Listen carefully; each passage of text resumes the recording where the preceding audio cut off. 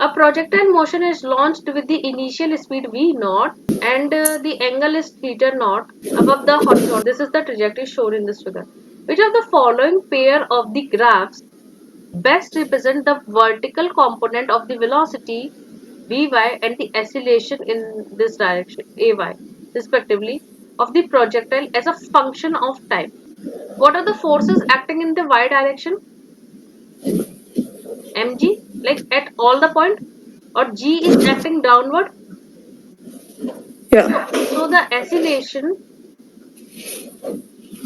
Ay in t, it is always G. If you are choosing this as a negative side, so it would be minus G always. Y velocity. So y velocity, if you see, this is the positive side.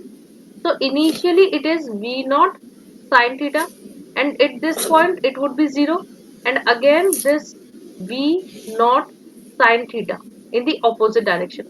So it is decreasing. So the velocity is positive initially and it is decreasing to 0, and after this time from G0 it would become negative because it is in the negative side.